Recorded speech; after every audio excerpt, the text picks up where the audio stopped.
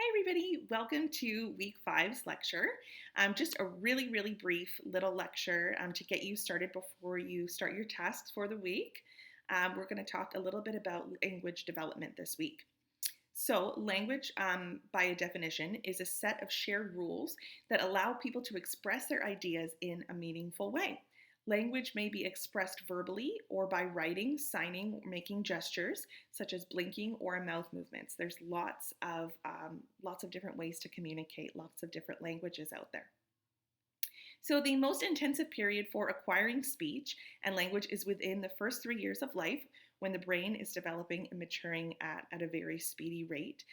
There are tons and tons of these little synapses firing in the brain, which makes children so able to soak up everything that's around them in their environment. So, it's really important that we take advantage of this opportunity when they are so little. And that's one of the reasons as well why you might see children learn a language more quickly when they're little than when they're older. It's a little bit more difficult to learn a language as we get older, but when children are immersed in it, they just sort of pick it up almost. So these skills develop best in a world that is rich with sounds, sights, and consistent exposure to speech and language of others. So lots of talking, lots of communication, lots of facial expression, lots of being really animated. That is the way that we know children learn language best. As early childhood educators, we have the capacity to help shape this language development due to the large amount of time that we spend with children. A lot of time we are with children more than they are at home. They're with us so much. Some children have really long days, and so we're with them all the time. And it's really important that we take advantage of those moments and continue to be animated and communicate with the kids while they're with us.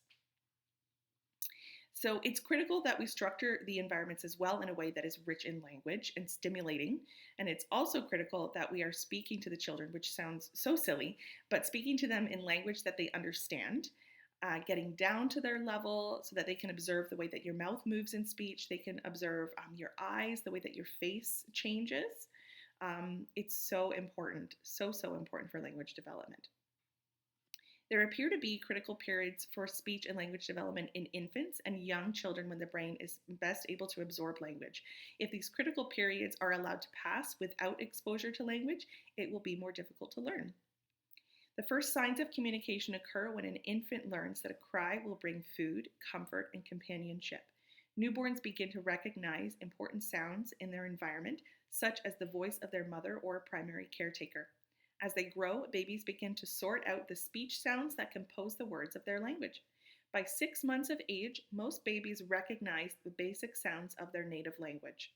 Children vary in their development of speech and language skills.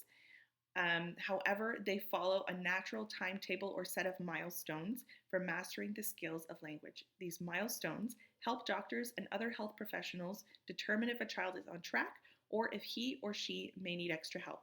Sometimes a delay may be caused by hearing loss, while other times it may be due to a speech or language disorder.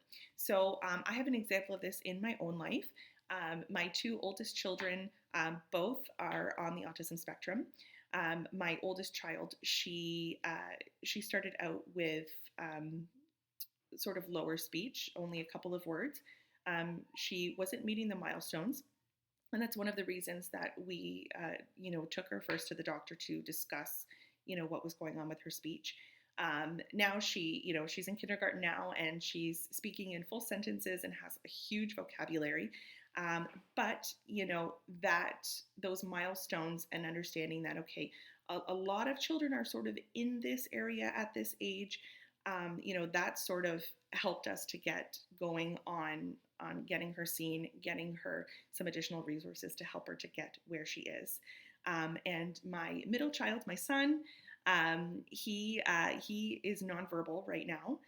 He was verbal and he had what they call an autism regression. So he is no longer verbal. But, when that started to happen and we noticed that he was losing language, we again understood that, okay, most children are typically at this level, at this age in their language development. And so we need to get on this and see what's going on. So that led us to a diagnosis, and now we are involved with some other resources as well, and are hopeful that he will regain his speech or develop another means of communicating, such as using like AAC or sign. So very important.